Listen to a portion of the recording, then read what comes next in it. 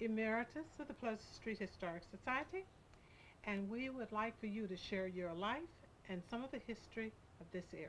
Well, thank you very much, and hello and welcome to the home where I have lived when it was at first the number was 411, the house number, and then by the time I finished high school and college it was 441, and it is now 321. Moved to a quieter area under a pecan tree. Our background is the vineyard, surrounded by a beautiful pear tree. And now I'd like for you to continue to tell us about Boundary Street and your life here and about your house and your family. Well, thank you. I'll do the best I can. The name of the street was simply Boundary Street. There wasn't a direction because the street really ended here at Grove Street, which was the name of it when we moved here. There was a Boundary Street and a Grove Street. Grove Street is now 4th Street. And that's where the street ended. Now that was the road around Gainesville to out of town. This was on the edge of Gainesville. And I'm assuming that that's the reason they named it Boundary Street, because it was on the north boundary of the city.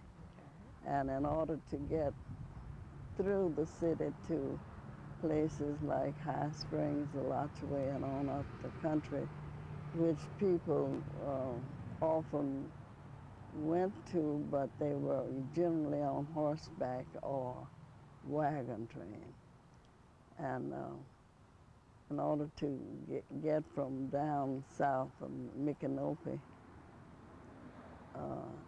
they had to come around the Great Prairie, which was much wider than it is now, and came out to about as far as almost Pleasant Street, which is now 2nd Street. And in order to get to a street that would take them out of Gainesville, they had to come around that way on the boundary of the town.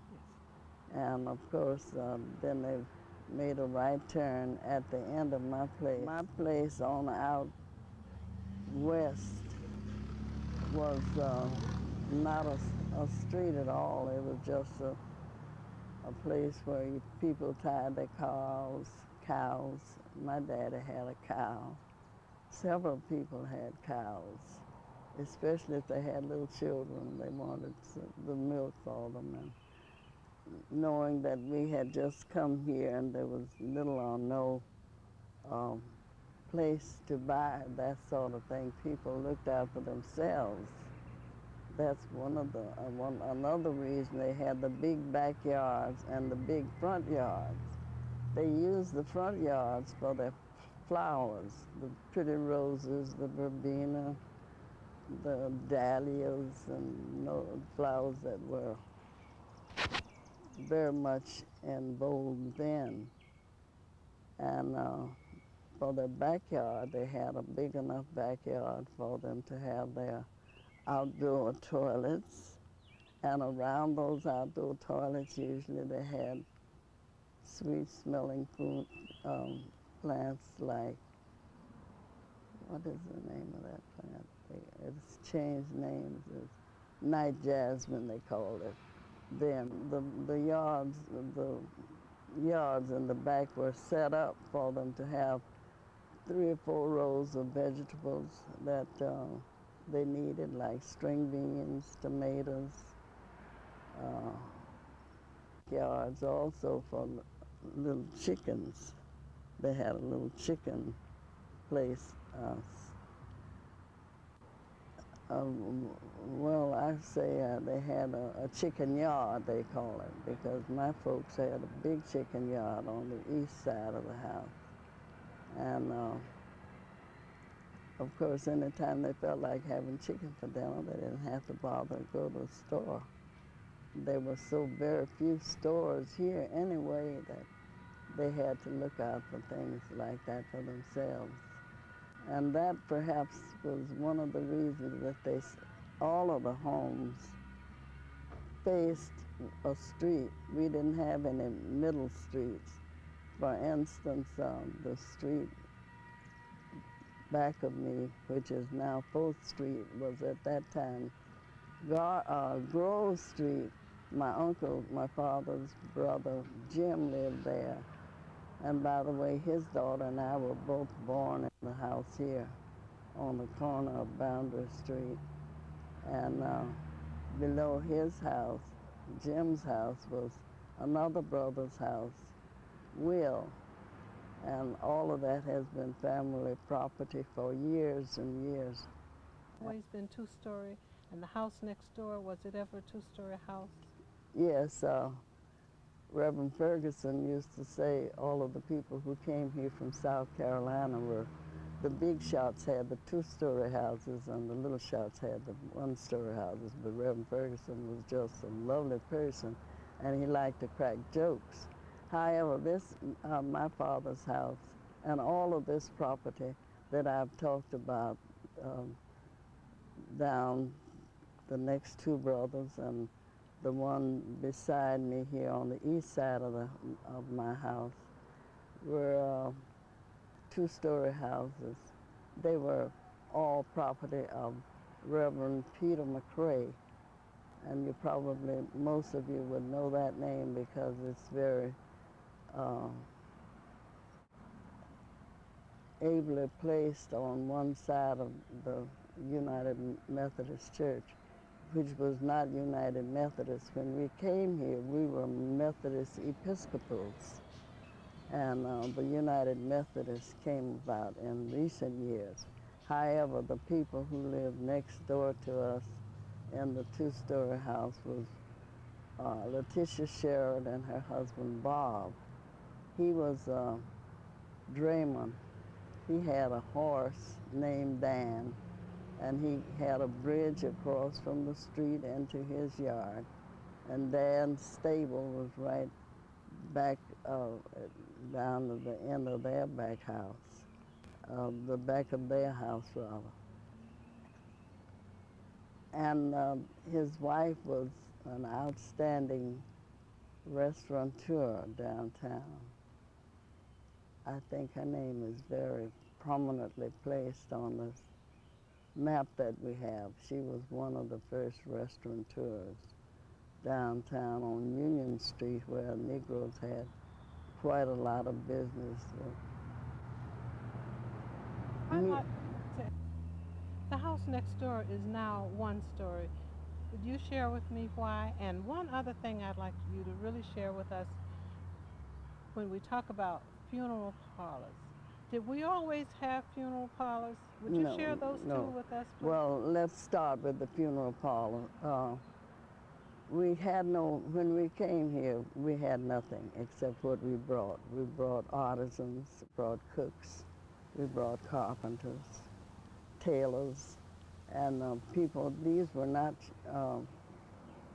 sharecroppers or slaves that came with us. These people were well prepared. We had musicians and that sort of thing. So naturally, when we came here, there was no funeral parlor. Now, what did we do for the funerals?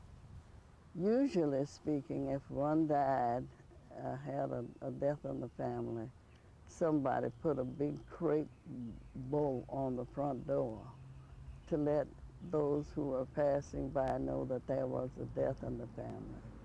There was also a sort of bell tolling.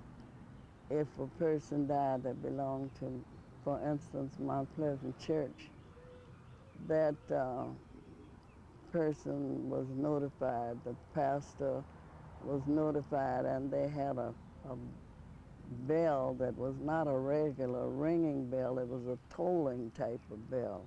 It sounded like somebody had a rubber ball on the clapper inside.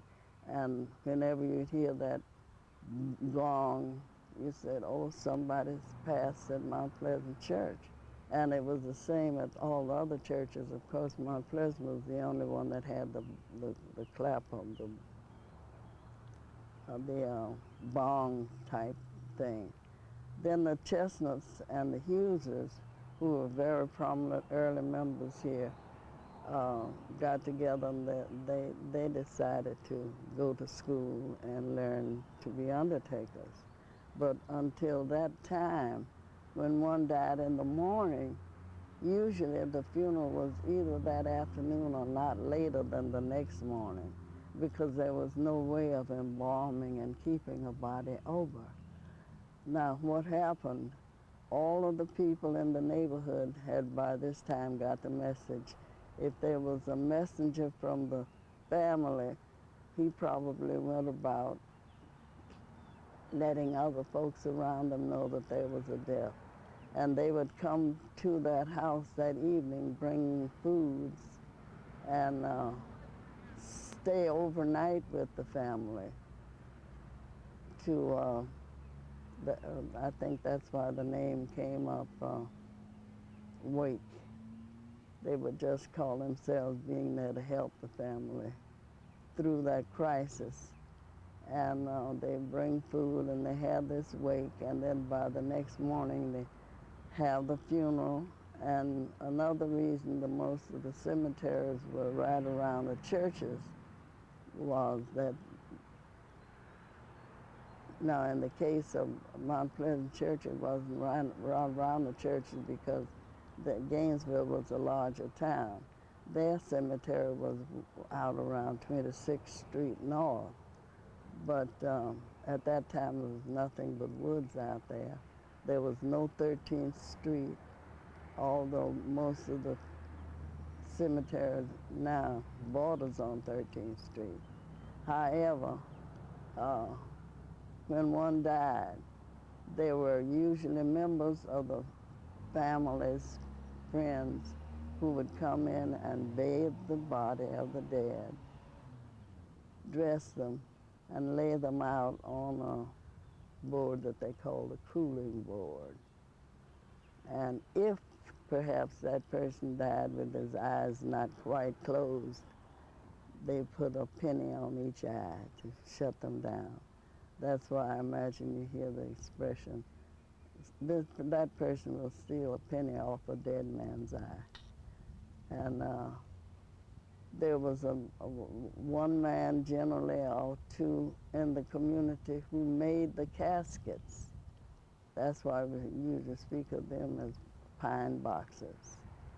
They made the caskets, and all of this went on during the time, during that one-day time, and the body was deposited the next morning. Usually the funerals were at home, or if they were at the church, they carried them and deposited them right at the cemetery by there.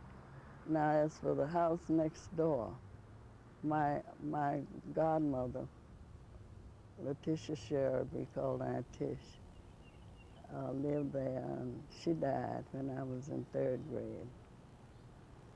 Her husband, who was a drayman, Reverend Sherrod, was married again after she died. When both of them died, the property was given over to my family. And we had it rented. One night when my mother was very ill, I looked out the window and saw the house ablaze. The lady who lived there evidently had some trouble with her boyfriend, and he decided to come by and burn the place down. So when it was burned, and the top part was so bad, they would not allow me to make it 2-story again. I just have to keep it down where it is. That's the reason that it's still 1-story today. Your grandmother, Mrs. Rosetta McCrae Smith, who was born in 1854, and she was the daughter of Minna and Peter McCrae. Right. And she was also the mother of 5 sons. The oldest son was named George, who is the name for his father, her husband. and then Solomon. Solomon had a daughter, Blanche, that was born, and then there was Virgil, my father, and he had two children, Virgil Jr. and Claronell Smith. And we lived here with them until we were grown and married and out working. You know, hospitality is important because you have prepared a feast for us today at our surprise. Oh, not So a I'd like for feast. you to share with us what hospitality was like in the earlier days. Well, it was just one of those things that was a part of everybody, it seemed. And that's another thing about the people of those days. They were all like relatives. Although they were different families that came together here from South Carolina. Anybody who had a child, I knew everybody probably from everybody who went to my church and most of those who went to the other churches. You just knew them. And when we had plays at the school or what have you, we didn't have electric lights. We had to have our plays over in the hall across the street from Union Academy. But everybody came. The little tickets were only around 25 or 35 cents. But everybody came and encouraged the children. And the mothers and fathers went so far as to tell them, if you see my little one doing anything wrong, you feel satisfied to speak to them. And it's so different now. At that time, there was this courtesy, hospitality, parties. The grown folk even had dinners from time to time, where they would invite certain members of their friends to come and have dinner, a big dinner with them, because we had no hotels and places to go to. And of course, as for parties, the older folk had birthday parties, and just as the little ones did. The mamas and daddies were just as busy trying to see that the children enjoyed their parties and to know their friends. My father used to say, if anybody comes to my house and stays overnight, Mamie, you get up the next morning and fix breakfast, because if they stayed with us that night, we're supposed to get them breakfast the next morning, whether you knew them or not. Well, I think that was quite hospitable, because people don't think about things like that now. But it was just a trait that was taught and that the old folk brought here with them. And it's a lovely thing to know that they came from Camden, South Carolina, where for the most part, their grandparents or people whom they didn't know came from England. And of course, they were well-bred, well-liked, and that's where they got the name of their church from. And of course, as I said, we had no, not so many school teachers, but we had musicians. Mrs. Gass had attended Boston University Conservatory, and all of the people who came, the mothers, fortunately, were all house mothers. They didn't have to go out. They didn't go out when the time came for the children to go to school. Mamas were at home fixing dinners for Daddy and the children and looking out for them, and I think that had a lot to do with the courtesy and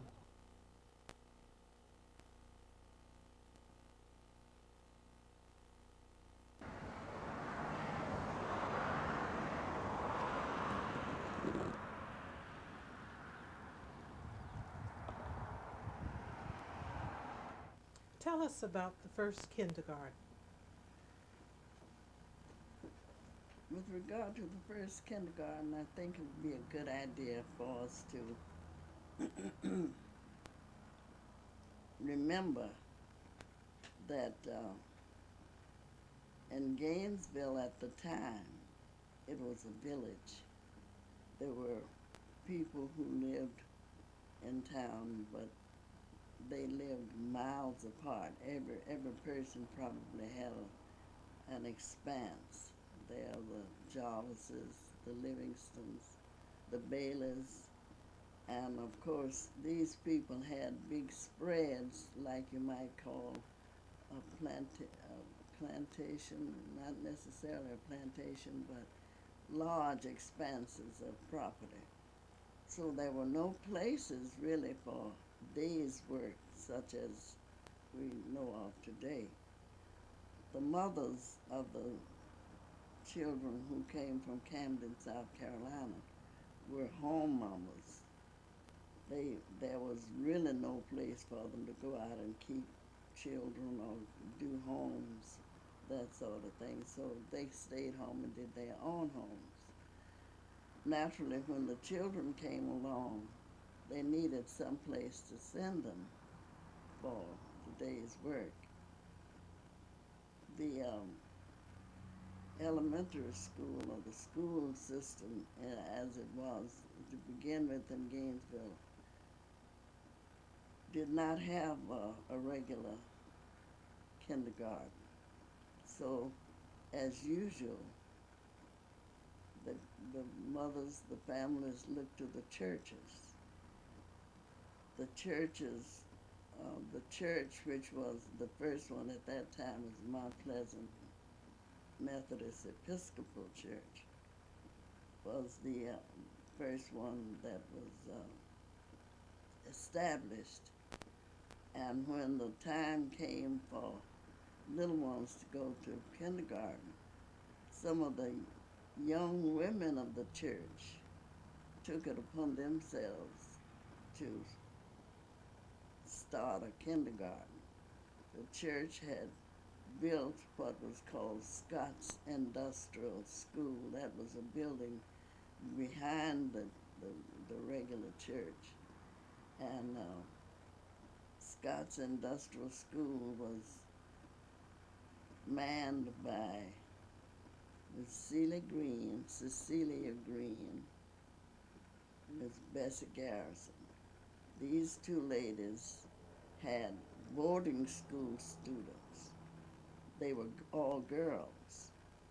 Miss Celia Green lived out in what we call the alley, out across from where Lincoln School is now. It's not called Lincoln School, it's called A. Quinn Jones Elementary. But she brought her children in, maybe 8 to 10 girls boarded overnight with her. And she would bring them into this Scott's Industrial School, where she, Miss Bessie Garrison, and some of the young women of the church took it upon themselves to have school from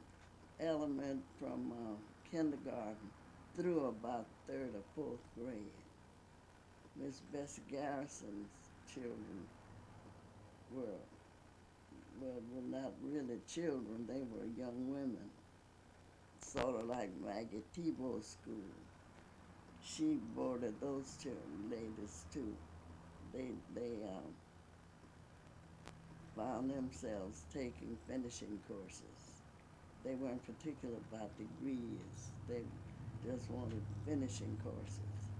So the first kindergarten was started at Mount Pleasant Methodist Episcopal Church. I was one of the products of that first school. My first kindergarten teacher was Miss Colleen DeBose, a relative of Mamie's and Edith's and Sarah's, Colleen DeBose. And most of the children now who live here remember Miss Bessie Brown as their first elementary teacher. Well, after several years, and we got the elementary school established, then they began to have kindergarten classes. But until a good number of years, there was nothing except Scott's Industrial School. And these catered mostly to the ladies. As I said, the mothers who lived here in the city sent their children, 4, 5, and maybe 3 years old, to the Scots Industrial School. And that's where they got their early education.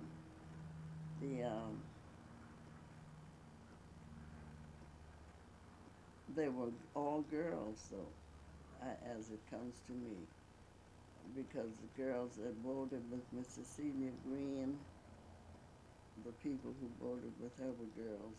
The people who voted with Miss Bessie Garrison were girls. And that leads me to believe that these people were home missionary